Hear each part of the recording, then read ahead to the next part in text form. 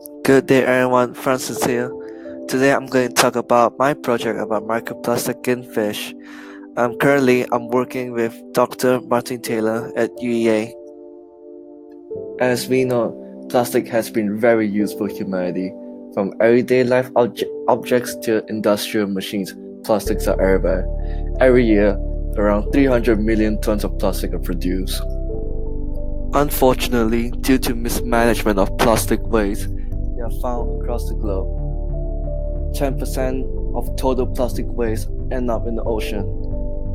In 2015, there are around 10 million tons of plastic, and in the future, the number will only increase exponentially.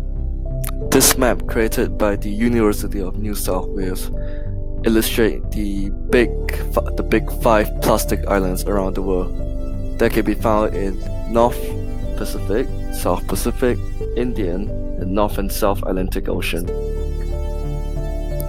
Now, I'm almost quite certain that everyone has seen some sort of disturbing image on the net about how plastic affects the marine environment. But how do microplastic affect us as humans?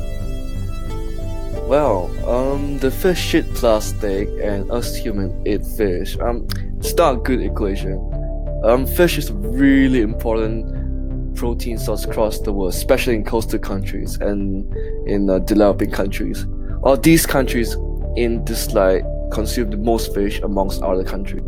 And in the UK alone, there are around 600,000 tons of fish being consumed, and at least 80% of households in the UK consume fish every week.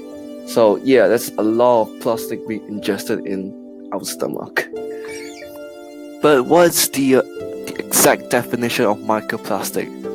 Well, there are still some debates going on around the world, but according to the NOAA, microplastic got to be less than 5 million meters long.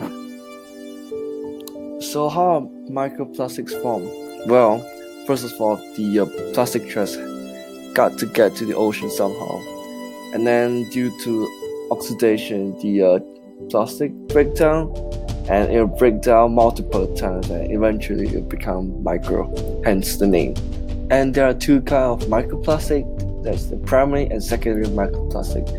Primary microplastics are microplastic that are designed for the product, while secondary microplastics are formed due to the fragmentation of your normal or macroplastic.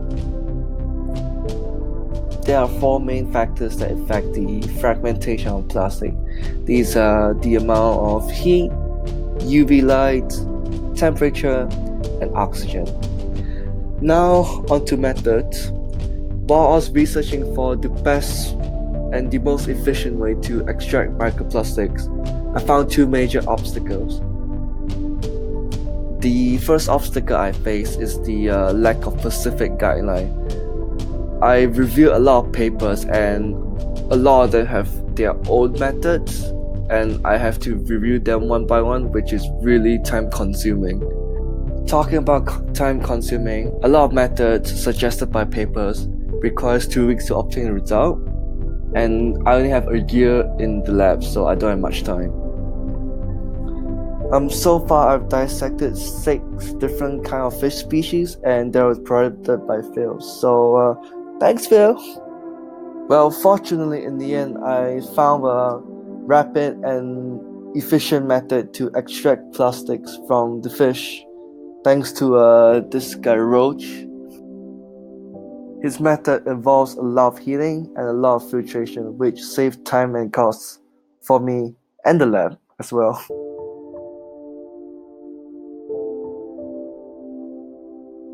So far, the result looks great, as I find a lot of microplastic in all of the fish. Well, there are 2 common microplastic patterns, which are the fibers and the pellets. I just want to end my video by showing the 2 graphs I have so far.